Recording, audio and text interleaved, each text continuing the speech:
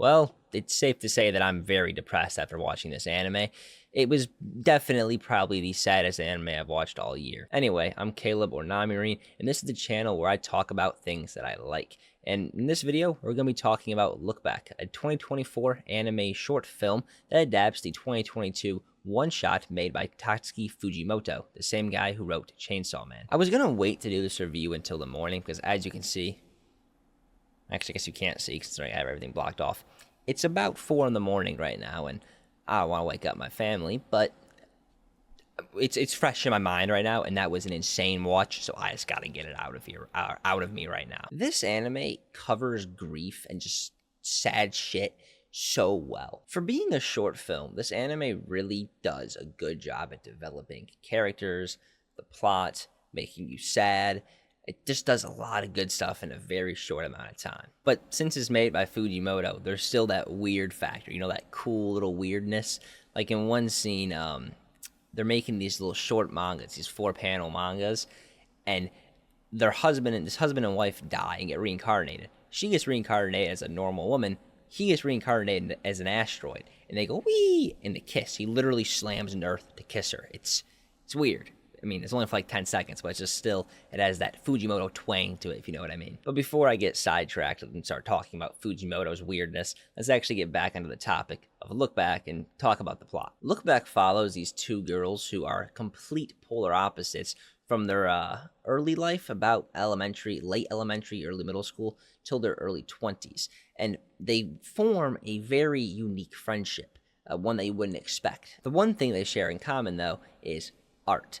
Fujino goes to school. She's an extrovert, sort of, and she writes these 4-panel manga chapters in her school newspaper, and all of her classmates glaze her for, like, wow, you make the best art ever. While Kiyomoto, on the other hand, doesn't go to school. She's an introvert completely. She doesn't go to school because she's scared of people. She legit has a fear of people. I think it's called agoraphobia or something like that. I'm not really sure. But she is so scared to go outside, she forced herself, or she just became a shut-in. But one day, Kiyomoto somehow gets in contact with the school's teacher and asks, like, hey, can I draw the next manga in the school paper? And he's like, sure, why not?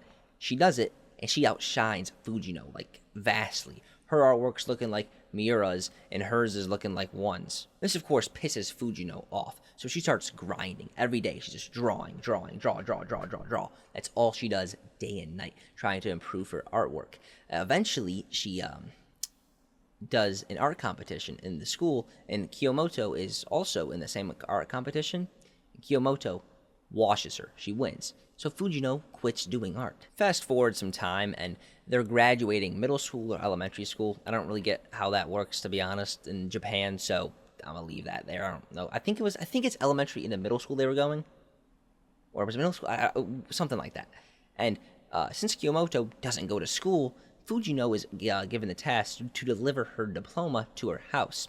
She does that, and they become best of friends, basically. That's where we're gonna cut off with the plot, because anything beyond that's like massive spoilers, and you don't want that. You want to enjoy this anime. While it's a very short film, it's only, I think, like 58 minutes, and not counting the credits or intro, it's like 50 flat, basically. The characters develop so much because you legit follow them from the beginning, like of middle school, early middle school, all the way to they're like in their early 20s. That's like 10 years or something like that. So you get tons of development. You watch Kiyomoto, of course, become more extroverted, and you watch Fujino become kind of a bitch. Fujino was kind of always a bitch from the start, but then she develops even more from that. Like, she becomes a bitch, develops, becomes no longer a bitch. But by that point, it's over, so I don't know. And with that journey, there's just so much emotion. Like, it is straight up like a roller coaster of emotions. Like, it starts off like chill, wee, all the way to the top, back down, and just shoots all the way back up, to just go all the way down again. And I'm not meaning like, oh, it's like a roller coaster, like hype. No, it's like you're watching like a normally, and you're just like fucking crying. Because, dude, this shit is sad. I'm not gonna say that I cry, because that's like hella or a loss, okay? I'm not trying to lose. No, I'm kidding, but I don't know, I may have, who knows. I don't know. But either way, crying or not crying, it's a very, very sad anime. You could probably piece 2 and 2 together.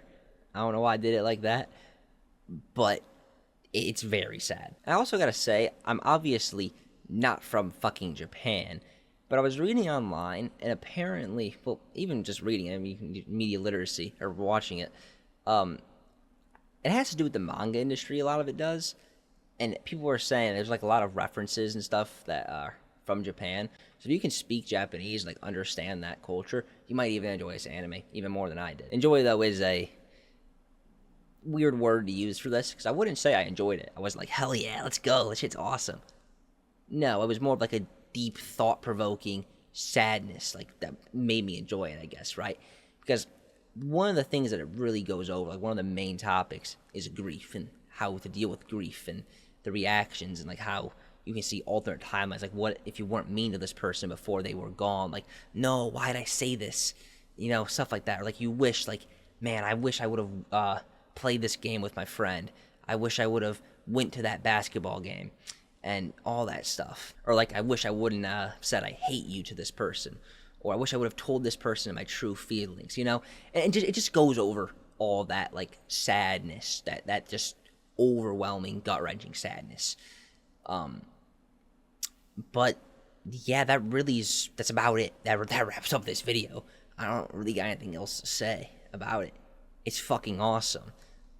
If I have to give it a rating, I mean, I don't want to be recency bias or anything, but I might have to give it a 10. I think I'm giving it a 10. It's low-key that good. Maybe a 9. Maybe a 9. Okay, we'll give it a 9. I'll let it marinate for a little bit. I might give it a 10. But for now, it's a 9. And it's a high 9. It's well-deserving of it. So with that wraps up the video. I made a Discord server. My last video was like 3 views, so now this video isn't gonna get any views anyway. But if you want to join it, join it. Alright. See y'all.